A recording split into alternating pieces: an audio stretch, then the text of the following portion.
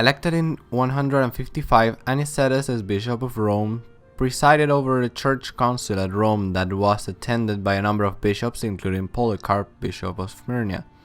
Although the council failed to reach an agreement on the issue of celebrating Easter on Sunday, ecclesiastical communion was preserved.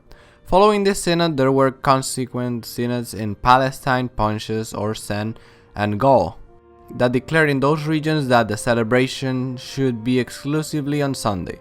Anicetus prohibited priests to have long hair because it had become a popular trend among Gnostics. We need to remember that Anicetus led the church during a reign of Marcus Aurelius, who kept persecuting Christians. In this time he was friends with Justin the Apologist, and both of them died at the same year in separate situations. Soteros was the pope that condemned Montanism. This heresy emerged from Asia Minor and became prominent because of the conflicts that it caused in southern Gaul. In response to this, he named Irenaeus Bishop of Lyon in order to preserve the unity of the church. Soteros is also known for excluding female clergy from touching the chalice and the corporals used in Mass.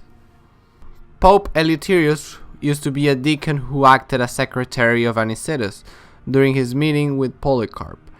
When Eleutherius became pope, Irenaeus came back from Lyon to ask Eleutherius advice for keeping the unity of the church. His most important writing is Adversus Haereses, which is one of the earliest pieces against heresy written by a pope that is still preserved today. He abolished the dietary prohibitions of pork and other animals that came from the Hebraic law, and the King Lucius of Britain sent a letter to Eleutherius showing interest in converting to Christianity. Eleutherius sent an expedition to evangelize there, and Lucius finally converted. Victor I was a pope who definitely imposed through the Council of 193 the celebration of Easter on Sunday for all Christians with no exception of region. This was widely accepted by most bishops, but the greatest opposition came from Polycartus, Bishop of Ephesus, and the writer Theodosius of Byzantium. The bishops of Asia Minor held a synod in 196 to go against this general consensus. Victor also Latinized more the Roman liturgy while keeping the readings in Greek. We have to remember that at this point of time, Greek had become the language of prestige within the Roman Empire, and Rome had become the cosmopolitan city with people from all across the Mediterranean. Another remarkable decree was that the water used for baptism could be any kind of water and not only holy water as it used to be. Saint Zephyrinus is known as a martyr in spirit because despite not being killed by the Roman persecution of Severus, he confronted more heresies than any other pope before him. The followers of Theodosius of Constantinople formed a separate community in Rome. This sect was particularly important for its economic power. Theodosius convinced Natalius, a victim of torture by the Romans, to become bishop in his church for a monthly salary of 150 denarii. However, he only lasted 2 years before repenting and begging Zephyrus to let him back into the church. During Zephyrus' papacy, the Bishop of Alexandria, Demetrius, established the first fixed calendar for calculating Easter, the one that would be later accepted by the Council of Nicaea. Zephyrus bought a cemetery in the Appian Way, and it was the first piece of land owned by the church. The Emperor Julian the Apostate, writing to a pagan priest, said, "Christians have gained most popularity because of their charity to strangers and because of their care for the burial of their dead." Saint Calixtus was a slave who betrayed his master by donating his funds to orphans and widows. He escaped but was later captured and then escaped again. When he was sent back to his master, he was freed by his accreditors, who were able to pay part of the debt back. He was later arrested again by trying to collect debts from Jews in a synagogue. He was sentenced to work in the mines of Sardinia, but he was released by Marcia, mistress of the Emperor Commodus, by request of other Christians. Because of this troublesome life, his health was so weak that the Pope Victor I had to take care of him. In 199, Zephyrinus ordained him as a deacon and made him administrator of the Christian cemetery that would be known as the Catacombs of St. Calixtus, that became the burial place of popes until the 4th century. He started a campaign of absolution of sins for schismatic groups, and he legalized the recognition of marriages between free people and slaves, and absolved sins for murder and sexual immorality, which gave him a lot of criticism, especially from Hippolytus, who became a rival heretic bishop who would outlive him. Hippolytus is considered an anti-pope.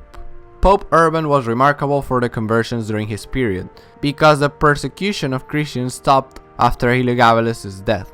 Urban I is credited with the conversion of Saint Cecilia, and a papal decree concerning donations of the faithful at Mass is attributed to Pope Urban.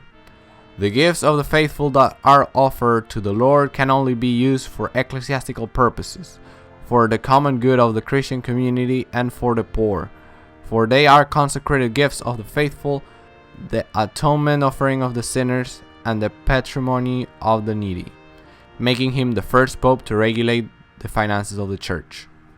Pontianus had to deal with a controversy between the Bishop of Alexandria, Demetrius, and Alexander, Bishop of Jerusalem, for the actions of Origen, a secular man who had been preaching in Egypt, and after being banished by Demetrius, he was allowed to preach by Alexander.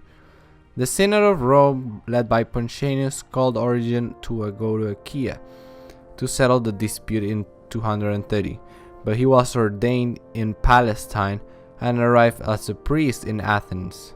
This was seen by Demetrius as a way to trick him, and in a synod in 232 he finally excommunicated him. Pontianus approved this decision, but the church in Arabia, Palestine, Achaia, and Syria did not.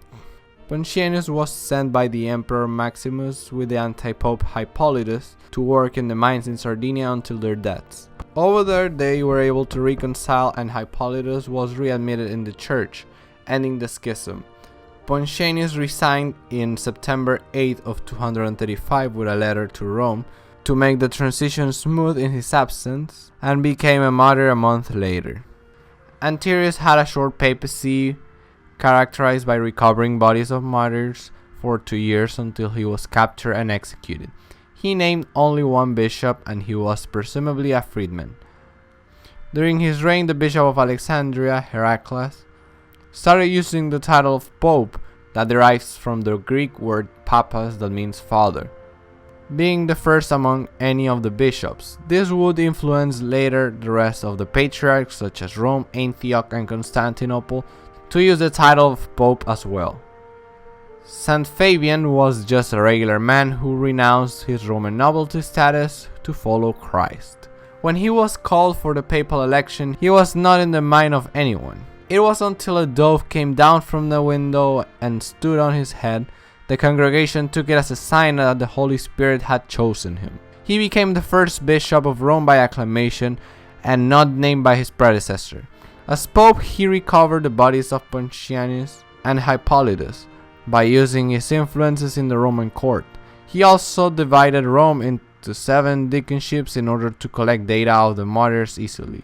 This all came to an end when Decius became emperor and said that he would allow Christianity if Christians plead loyalty to Rome by worshipping Roman deities too. Despite Christians in Rome not following Jewish customs, they kept the commandments of Moses, and so idolatry was unacceptable. Saint Fabian died as a martyr on January 20th of 250.